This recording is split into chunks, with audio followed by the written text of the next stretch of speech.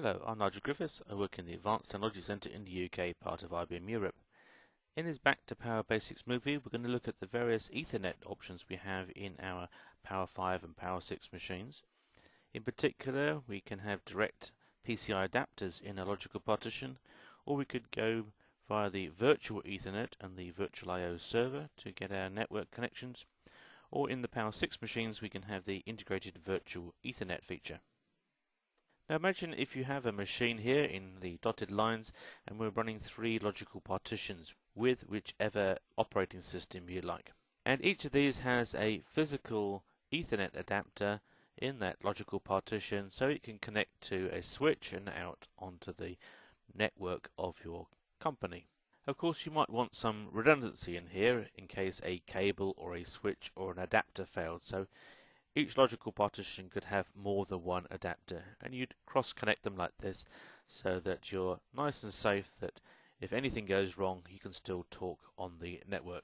But now imagine you want to put 20 more logical partitions onto your machine.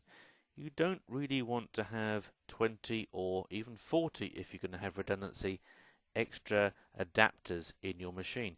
You simply may not have that number of adapter slots, and if these are small logical partitions with small workloads, then a fast modern Ethernet adapter would be rather overkill for your logical partitions.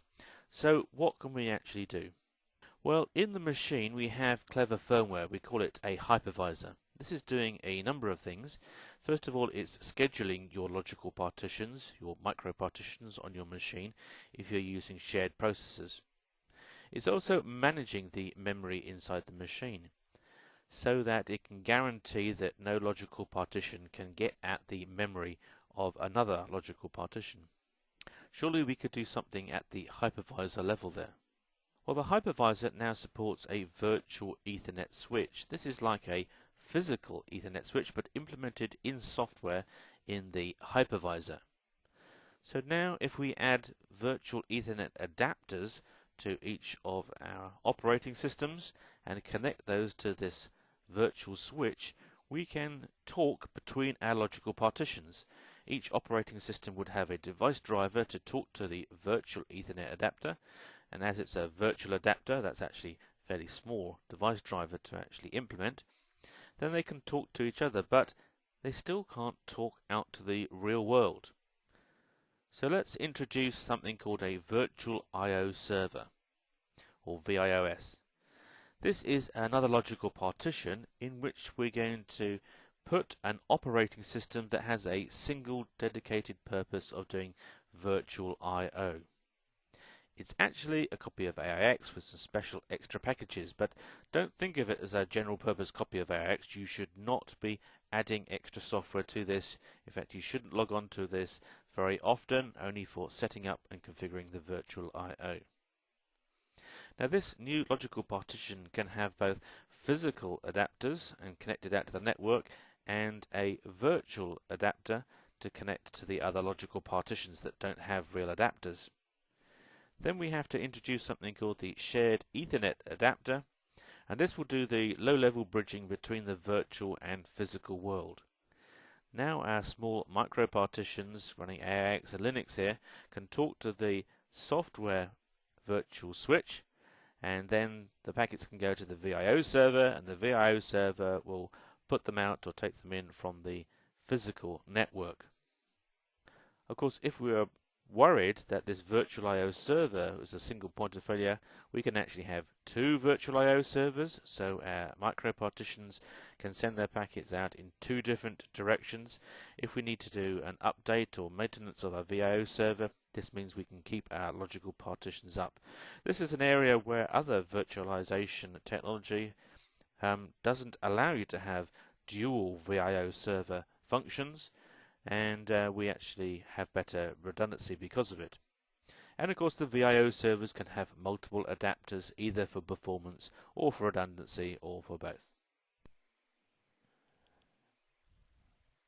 Let's go through these steps to set up virtual Ethernet. First of all, we create a regular logical partition, but it must be of a particular type ready for the virtual I/O server software. Then we install the virtual I/O server.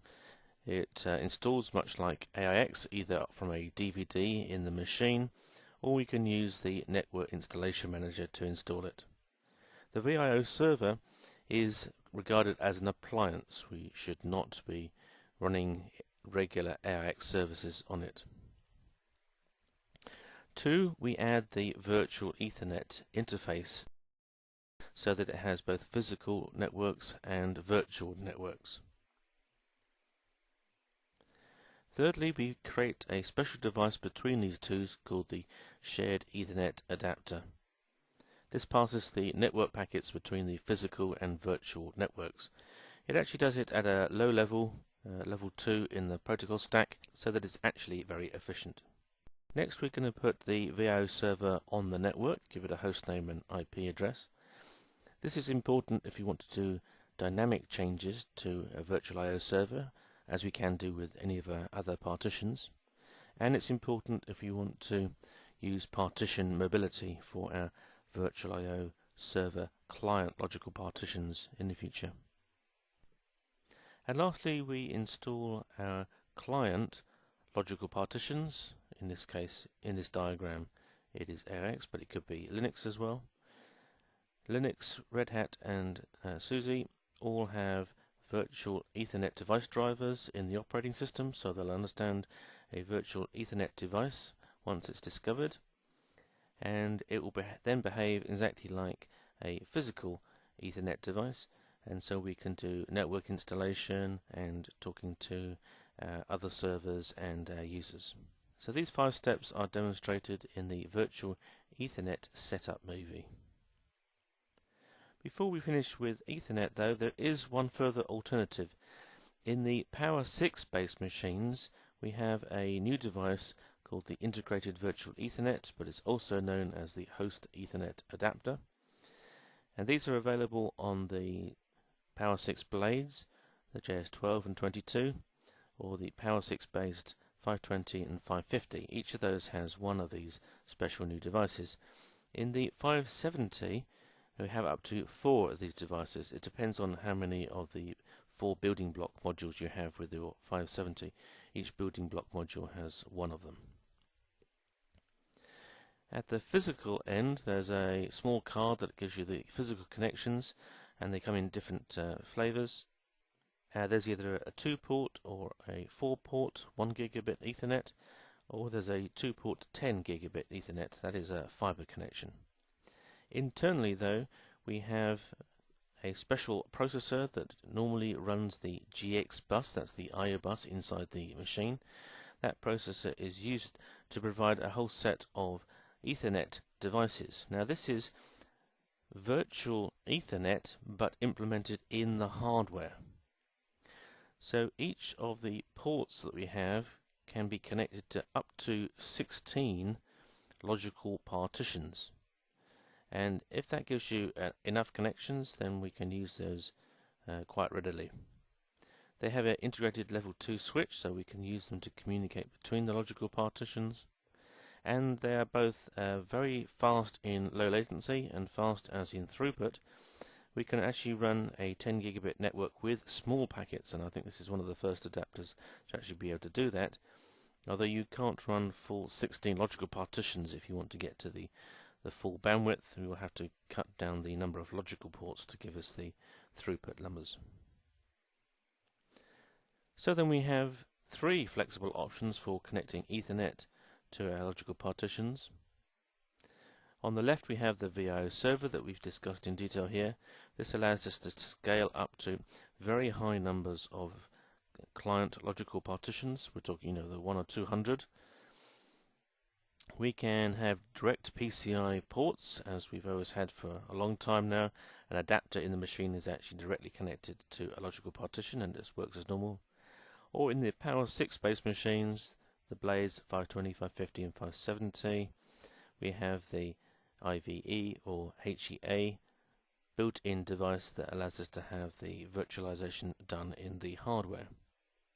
I would make one note, however, that if you want to use the partition mobility, it's the virtual I/O server and the virtual I/O clients that you have to use if you want to jump your virtual I/O client logical partition from this machine directly to another machine. Now I'll direct you to look at the setup movie for Virtual Ethernet.